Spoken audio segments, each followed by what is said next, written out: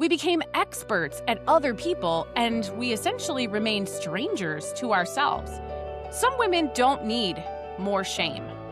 They need better understanding.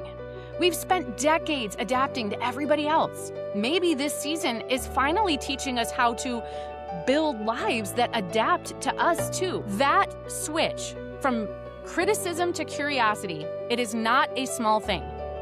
It can actually really be the beginning of a whole lot of good things.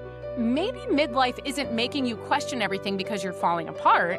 Maybe you're finally seeing yourself clearly. Hey there, friend. So I want to start our time today by telling you about a conversation that I had inside Accomplished Lifestyle recently. That's my coaching community. Because honestly, it kind of surprised me, kind of a lot, actually. And it got me thinking about myself, about you, about what's actually happening to so many of us in this season of life. But before I get there, I want to share something with you that I've been noticing about myself lately. And I want to be clear up front. It's not dramatic. It's not some big identity crisis. I'm not over here spiraling, right, into the abyss, right? It's actually something that's quieter than that. It's smaller. It's somehow more significant, though. And I've been catching myself in little moments lately and thinking, wait, have I always been like this? Have I always functioned this way? Have I always needed this and I just never noticed? Here's what I mean. I've been paying attention to the fact that I like having multiple projects going at once. Like I actually thrive when there's more than one thing on my plate. When I'm working on just one thing for too long, I start to feel off, restless, bored, and honestly, it doesn't take me very long to get to that place. And I've noticed that I do some of my best thinking under pressure, that I actually need a little stimulation to focus, that there are moments when I hyper-focus on something so completely that the hours just disappear, and I didn't even plan for that to happen. And I've always noticed that overstimulation, too much noise, too many demands hitting me all at once, it pushes me right over the edge. And that's not all. I have so many discoveries about myself lately and probably about you, and I'm excited to share them with you. So let's get started. Well, if you've been following along and thinking, I need to go deeper, I need more, I want to invite you to something totally free that I've created.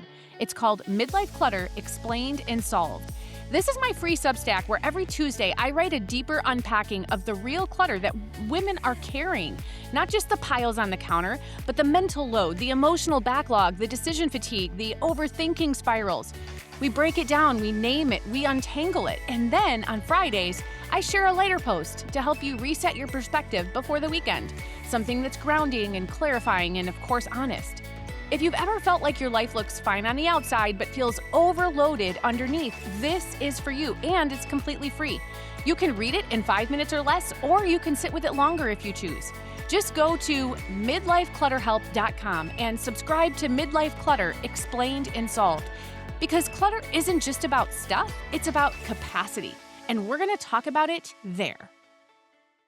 Well, all right. So these things that I discovered about myself, none of this is really new information, but the awareness of it, that's new. And here's where it gets interesting. I grew up surrounded by ADD, ADHD people. My dad, my sister, I married someone who's ADD and who functions in a very particular way.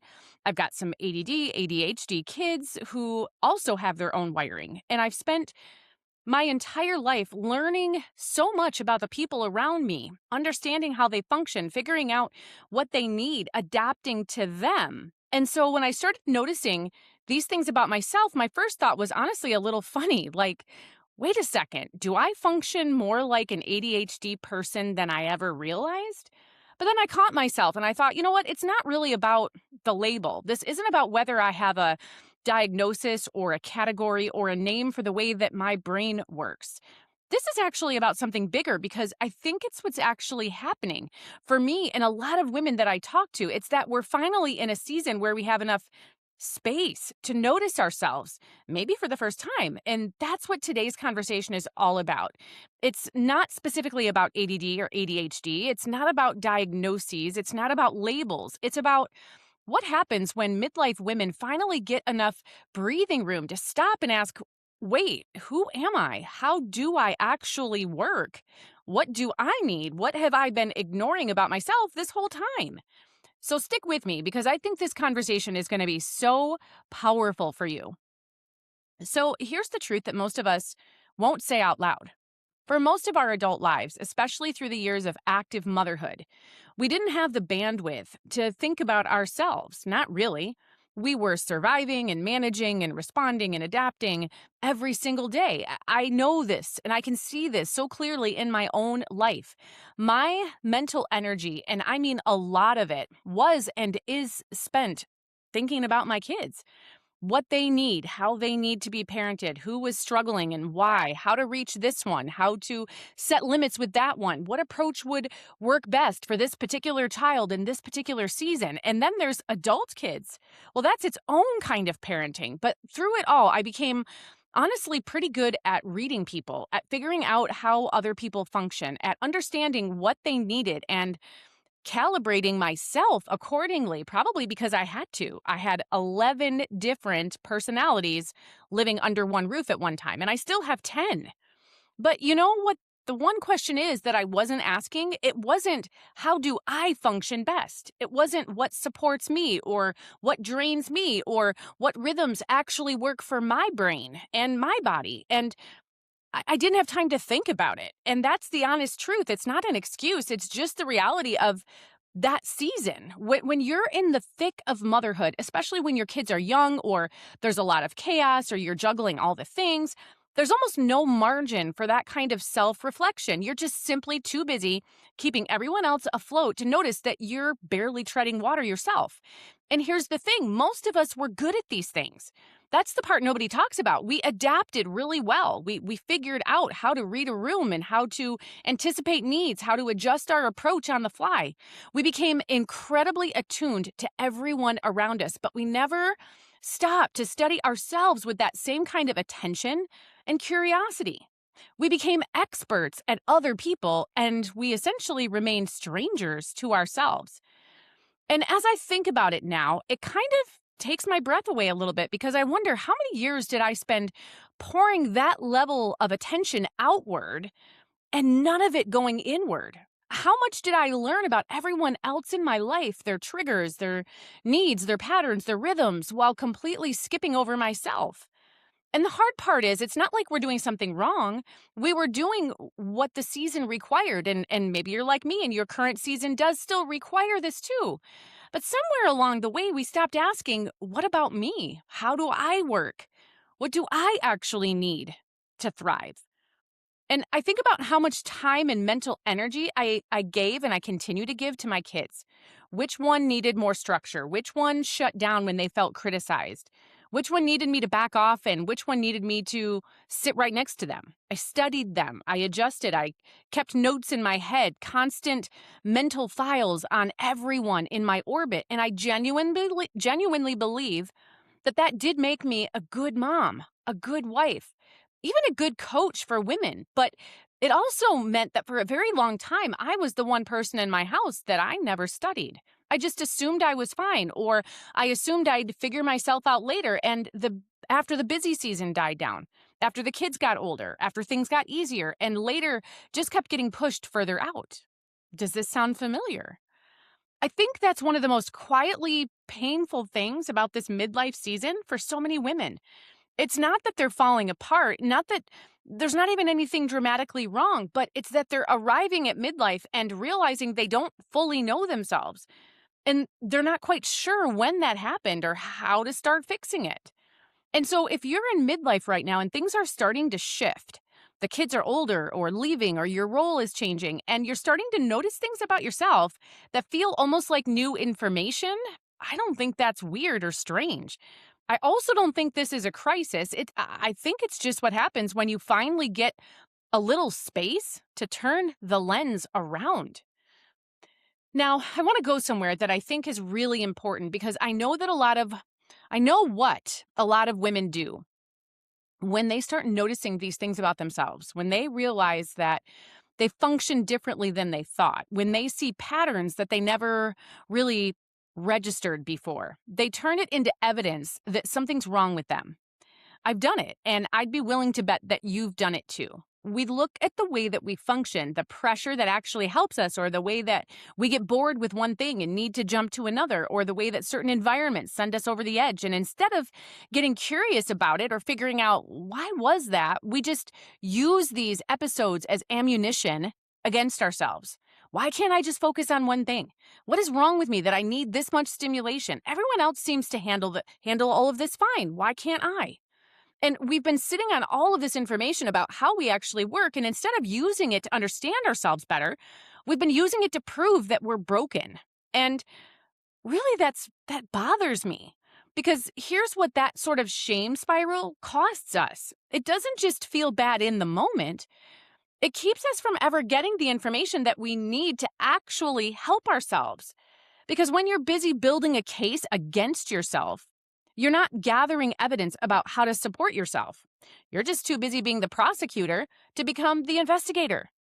I've watched women in my community do this. I've watched women that I coach do this. A woman realizes that she's been overwhelmed by noise and chaos her entire adult life. And then she gets depleted in ways that other people don't seem to notice. And instead of thinking, okay, what does this tell me about what I need to function well? She goes straight to, what is wrong with me that I can't handle a normal life?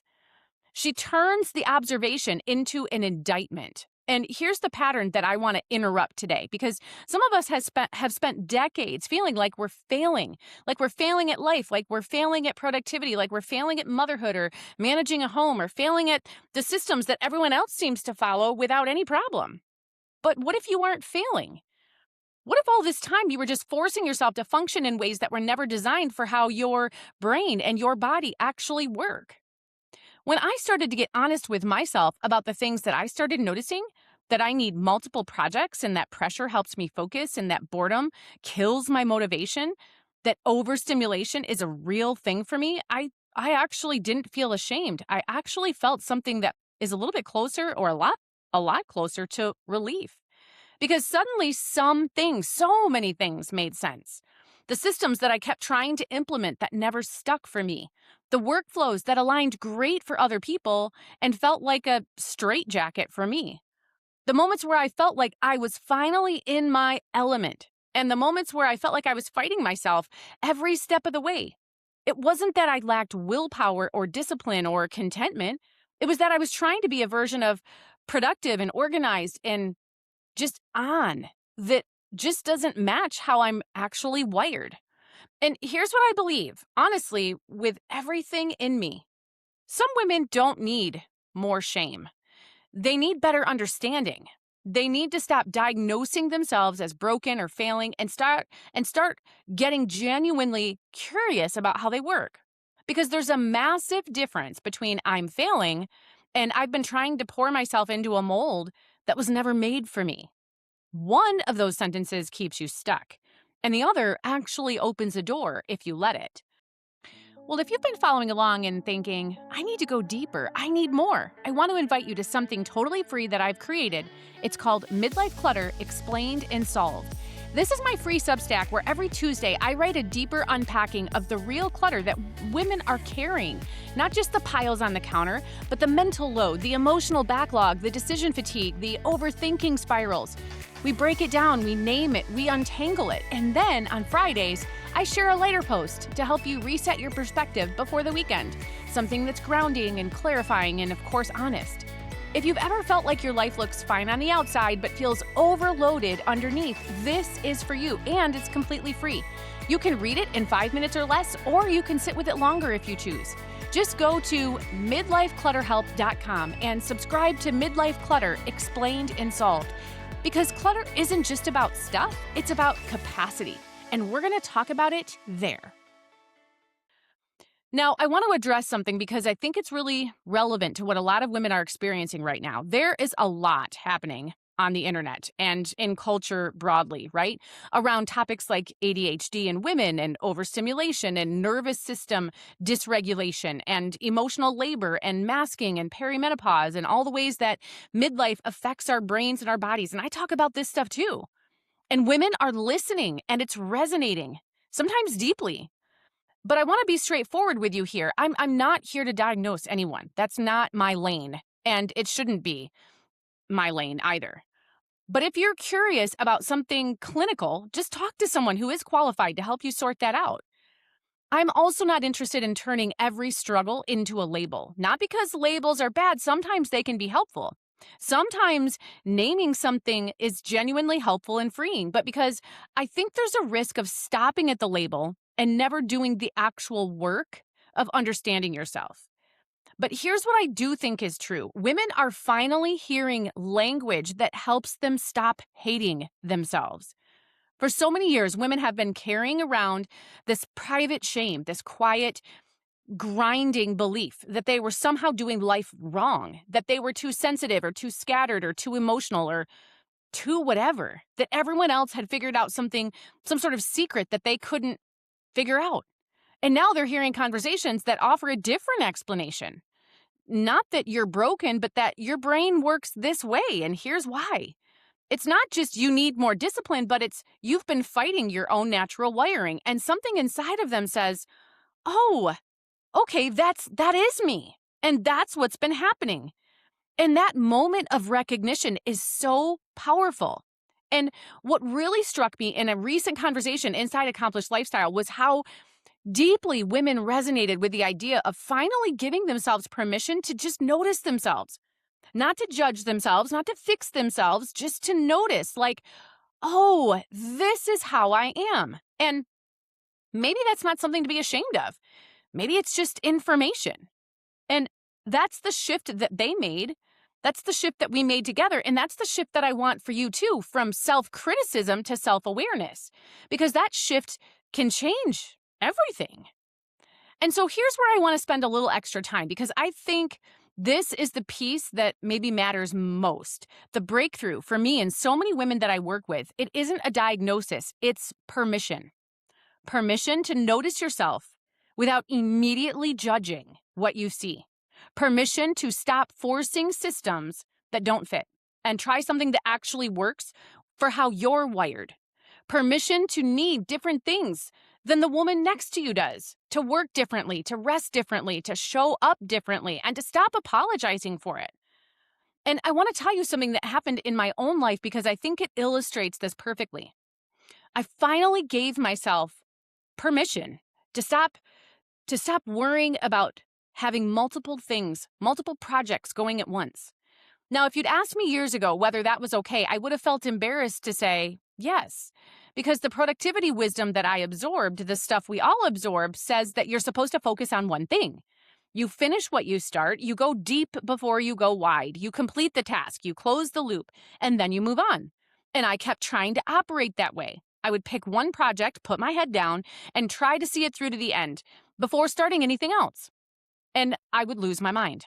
And I'd get bored and I'd stall and I'd start avoiding the work altogether. And then I'd feel guilty about avoiding the work and tell myself I just wasn't disciplined enough, that something was wrong with me for not being able to just push through.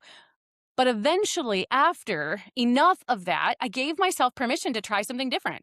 I had multiple things running simultaneously, different projects at different stages, and I'd move between them based on where my focus naturally wanted to go that day. And something shifted. Something happened. I got more done. I felt less stuck. I actually started finishing more things. Not because I was forcing myself to stay locked in on one task, but because I was moving in a rhythm that worked with my brain instead of against it. And so here's the question that I finally let myself ask. Who says I have to do it the other way? Seriously, who made that rule? And why was I operating like it applied to me when the evidence in my own life was screaming that it didn't? That's what I mean by permission. It's not permission to be lazy or to avoid hard things, but permission to stop assuming that someone else's system is the right system for you. And here's the bigger thing that I want to say. We have spent years, decades, some of us, becoming incredibly good at adapting to everyone else. We learned how other people function. We adjusted to their rhythms, their needs, their ways of moving through the world. We became adaptive toward everyone except ourselves. And so what if part of midlife, part of this season that can feel so disorienting, what if part of the season is actually an invitation to turn that skill around, to become adaptive towards yourself too, to ask, What if I built my days and my systems, my routines around how I actually function, not how I think I should function, not how the most productive person I follow on Instagram functions, but how I function? And I want to say something to the woman who is listening to this right now and feeling a little resistant, right? The one thinking, okay, Jennifer, but I can't just restructure my whole life around what works for me. I have responsibilities. I have people counting on me. I can't just do whatever I feel like. And I hear you. And I want to be really clear that that actually isn't what I'm saying. I'm not talking about forgetting about all of the other people and all of the other things in your life or abandoning your responsibilities or deciding that your needs are the only ones that matter. That is not what I'm saying. And that is not the goal. That is not even a good goal, by the way. But what I am talking about is something much smaller and much more sustainable than that. I'm talking about being honest with yourself first about how you actually function, and then making small intentional adjustments that honor that. Not throwing out all of your structure, not deciding that rules don't apply to you, but just giving yourself permission to stop fighting your own wiring in the name of doing it the quote right way. Because here's what I know, when you're constantly operating against the grain of how you're made, you don't just feel bad, you perform worse. You're less present, you're less patient, you're less of everything you're trying to be for the people that you love. Working with yourself is actually one of the most generous things that you can do for the people around you. And I think a lot of women, when they hear it framed that way, actually can give themselves a little more permission to try.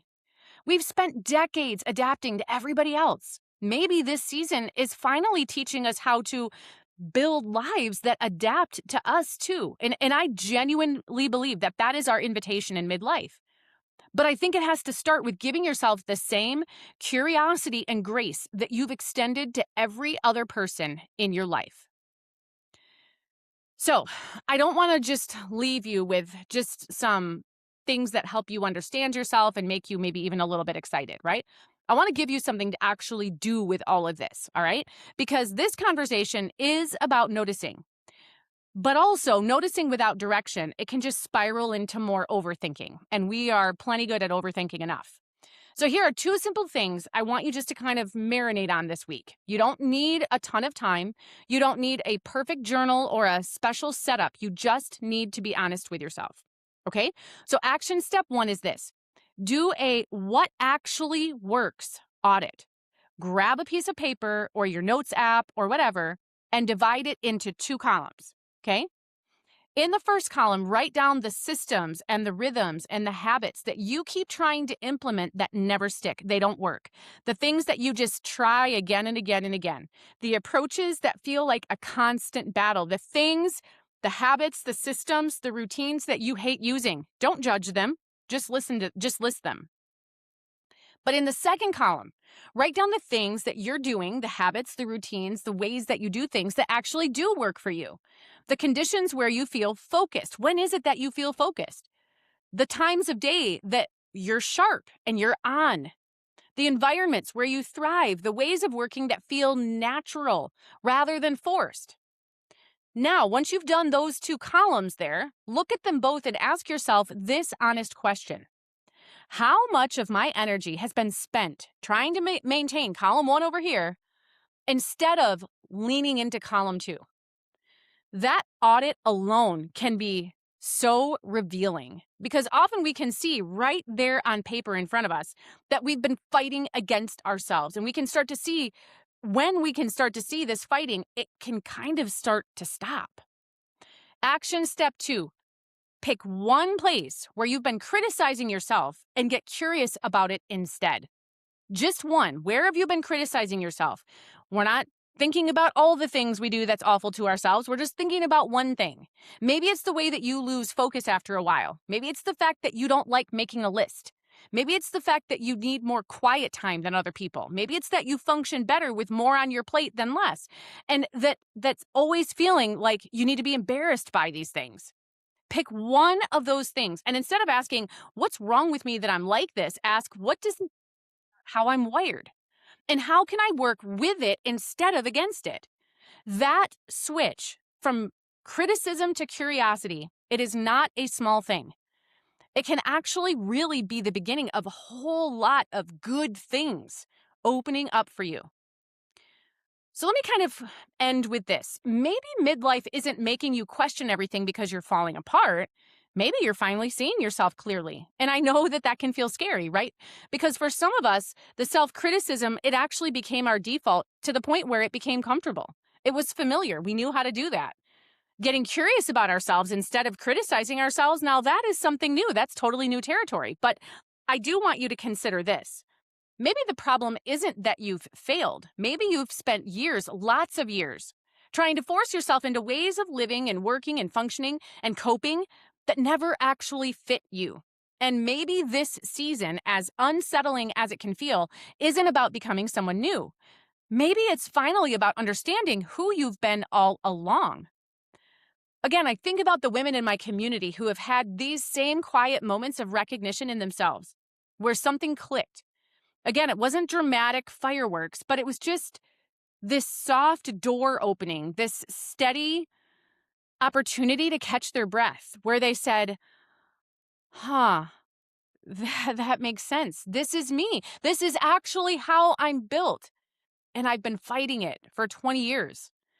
That moment, it's powerful, right? But it doesn't fix everything. This realization, it's not a magic wand, but it is a beginning. And it's a real one. Because you can't build something that truly fits your life until you're honest about the life you actually have. And you can't build something that truly fits your life until you're honest about who you actually are. Not who you were trying to be, but who you actually are right now in this season. It's not about the woman that you were in your 20s when you had more energy and fewer responsibilities and hadn't yet discovered that your body has opinions about caffeine or maybe a glass of wine. But let's try to figure out who you are right now. The woman who keeps noticing things, who keeps catching herself in moments of unexpected clarity, who keeps thinking, wait, is that actually me? That woman has been here the whole time. You've just been so busy focused on everyone else that you haven't noticed. She hasn't had enough space to be seen, but now you've got enough space to see that woman. And that is so exciting. Something that's going to help you is down in the notes down below. I've got a midlife guide that's going to help you start to kind of uncover all of this. Make sure you check the notes down below and grab that free guide. I created it for you. It's really going to help you make sense of a lot of things. So make sure you check that out. And also, if this resonated with you, make sure you share it with another friend, another woman that you know needs to hear this. As women, we're finally having conversations that are real and relevant and honest and sometimes hard. But doing the hard stuff and peeling back the layers of the onion, that's how we can finally start stepping into peace and start stepping into who we are and start stepping into who we want to be. But we've got to have the conversations first. And so share this with a woman that you know needs to hear it. And until we talk again, treat yourself well, friend.